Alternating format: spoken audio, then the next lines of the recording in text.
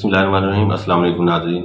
जैसे कि आप जानते हैं कि हम क्रिमिनल ट्रायल और इन्वेस्टिगेशन पे बात कर रहे हैं और आज इस सिलसिले में हमने जिस एक्ट का चुनाव किया है वो है anti rape investigation trial act 2021।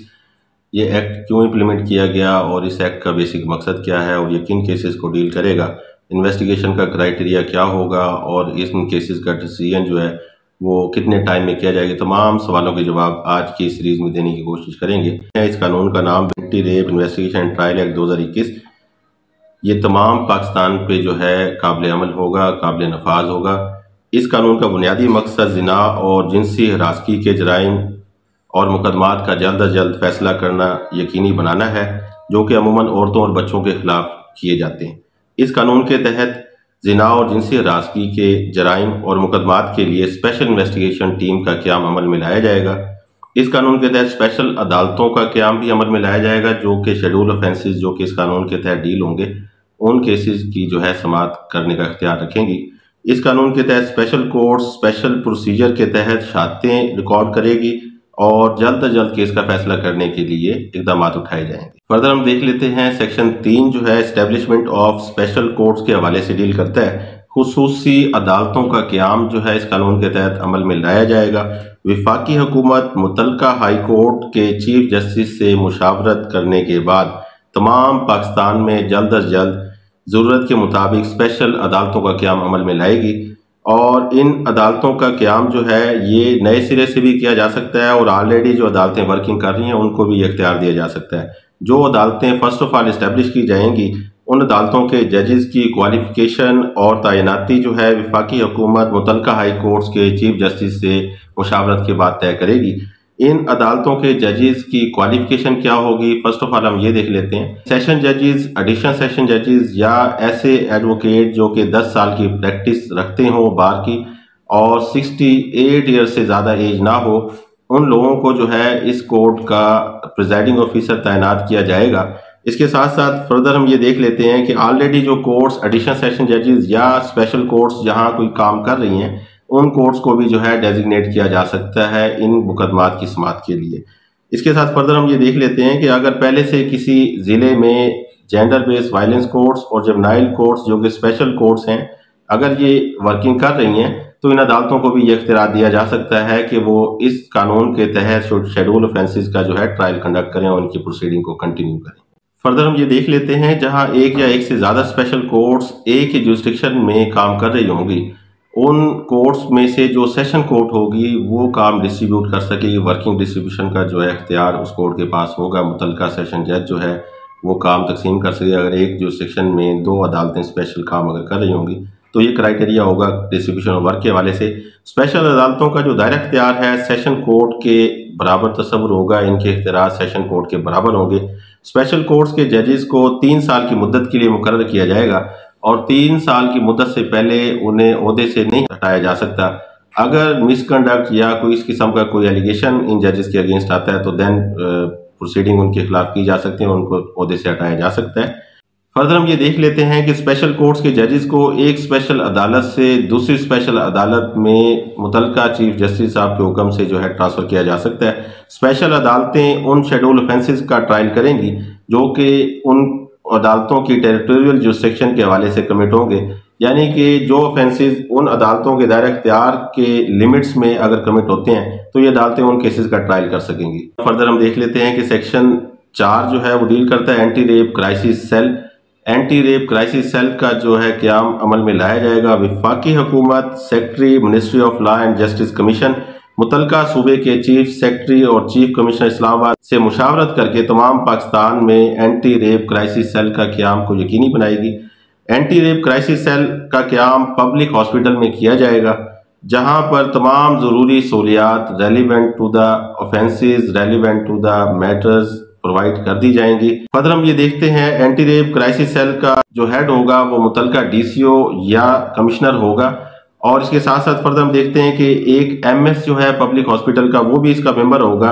एक इंडिपेंडेंट स्पोर्ट एडवाइजर जो है वो भी इस एंटी रेप क्राइसिस सेल का मेंबर होगा और प्रेफरेबली एक वुमेन जो है वो भी इस एंटी रेप क्राइसिस सेल की मेंबर होगी। फर्दर हम ये देख लेते हैं power duties and function of anti rape crisis cell under section 5। ये सेक्शन ये कहता है जैसे ही एंटी रेप क्राइसिस सेल को किसी भी जराए से शेड्यूल ऑफेंसेस जो कि इस कानून के तहत डील होंगे, इस हवाले से कोई रिपोर्ट मौसूल होगी, चाहे वो इटसेल्फ मौसूल हो जाए या तहरीरी दरखास्त हो, तो एंटी रेप क्राइसिस सेल बिला ताखीर दर्ज झैल इक़दाम को जो है यकीनी बनाएगा। नंबर 1, बिला ताखीर मेडिकल लीगल एग्जामिनेशन कंडक्ट करवाया जाएगा ऐसे विक्टिम का। नंबर 2, तमाम शहादतें जो कि महफूज की जा सकती हों फौरी तौर पर, उन तमाम शहादतों को जो है महफूज किया जाएगा। नंबर 3, फोरेंसिक एनालिसिस और एग्जामिनेशन को फौरी तौर पर यकीनी बनाया जाएगा। नंबर 4, FIR के अंदराज का फौरी तौर पर तारुफ किया जाएगा और इन मुकदमात के FIR का अंदराज को यकीनी बनाया जाएगा। नंबर 5, हर वो इकदाम उठाए जाएंगे जो कि इस कानून के मुताबिक जरूरी होंगे। जैसे ही SHO किसी शेड्यूल ऑफेंस की इतला मौसूल पाएगा, वो बिला ताखीर ये इतला एंटी रेप क्राइसिस सेल को देने का पाबंद होगा। Secretary minister of law and justice commission सूबे के मुतलका चीफ सेक्रेटरी से मुशावरत करके स्पेशल कमेटी की सिफारिशात पर एंटी रेप क्राइसिस सेल की बाबत गाइडलाइन जारी करेगा, जो कि powers and functions duties of anti rape crisis cell के हवाले से दी जाएंगी। फर्दर हम ये देख लेते हैं लीगल असिस्टेंस। सेक्शन 6 जो है लीगल असिस्टेंस के हवाले से डील करता है और विक्टिम को किस तरह से कानूनी मुआवनत फराहम की जाएगी। Legal aid and justice authority जो कि legal aid and justice authority act 2020 के तहत कायम की गई हैं, ये कमेटी विक्टिम को कानूनी मुआवनत फराहम करने की बाबत इकदाम उठाएगी। Special committee human rights ministry से मुशावरत करके पैनल ऑफ एडवोकेट और वॉलंटियर्स हर ज़िले और तहसील से जो है मुकर्रर करेगी और उनको अप्रूव करने के बाद इनकी ड्यूटीज़ लगाई जाएंगी, जिसका मकसद जो है कानूनी और माली मुआवनत फराहम करना होगा। ये मदद फ्री ऑफ कास्ट या विद कॉस्ट जो है की जाएंगी। फर्दर हम ये देख लेते हैं प्रोसिक्यूटर जनरल और स्पेशल प्रोसिक्यूटर्स की तैनाती इस कानून के तहत की जाएंगी, जो कि इस कानून के तहत शेड्यूल ऑफेंसेस का ट्रायल कंडक्ट करेंगे। फर्दर हम ये देख लेते हैं सेक्शन 8 जो है वो डील करता है विक्टिम एंड विटनेस प्रोटेक्शन के। विटनेस और विक्टिम की प्रोटेक्शन किस तरह से की जाएगी। वफाकी हुकूमत establishment of victim and witness protection system को जो है यकीनी बनाएगी। इस सिस्टम का मकसद बेसिकली क्या होगा, special security arrangement for witness and protection. Special security arrangement दी जाएंगी विटनेस और विटनेस के साथ साथ विक्टिम को। फर्दर ये कानून ये कहता है कि कंसीलमेंट ऑफ आइडेंटिटी, इस कानून के तहत जो विक्टिम होगा या उसकी फैमिली के हवाले से इन मामलात को कंसील रखा जाएगा। डिस्टेंस रिकॉर्डिंग एविडेंस, इस कानून के तहत एविडेंस जो है ऑडियो विजुअल तरीके से रिकॉर्ड की जाएंगी और डिस्टेंस रिकॉर्डिंग टेस्टिमनी को यकीनी बनाया जाएगा। फर्दर हम सेक्शन 9 को देखते हैं, investigation of schedule offences. Provincial government establish SSOIU special sexual offences investigation unit, इसके क़याम को यकीनी बनाएगी और ये हर डिस्ट्रिक्ट में कायम किए जाएंगे।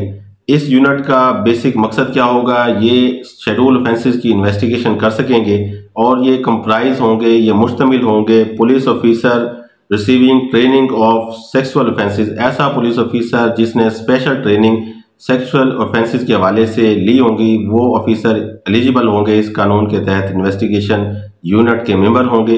और उसके साथ साथ 1 मेंबर ऑफ फीमेल प्रेफरेबली जो है इस कानून के तहत मेंबर होगी इस यूनिट की।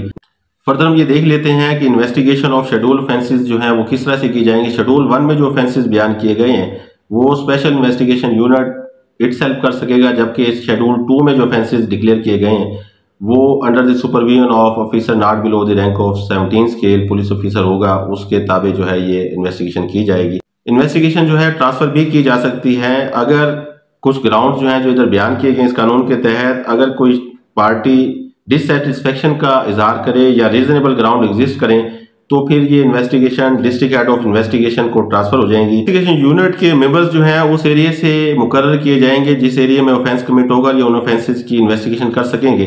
लेकिन exceptional circumstances fair accurate and technical investigation के हवाले से अगर कोई मामला आते हैं तो फिर ऑफिसर ऑफ अदर एरिया में भी deputed as member of SSOIU unit. इसके बाद जैसे ही इन्वेस्टिगेशन कंप्लीट होगी ये investigation unit as early as possible after completion of investigation shall submit the report 173 CRPC 173 की रिपोर्ट स्पेशल कोर्ट्स में सबमिट करवाने का पाबंद होगा। अब तक के लिए इतना ही। अल्लाह निगहबान।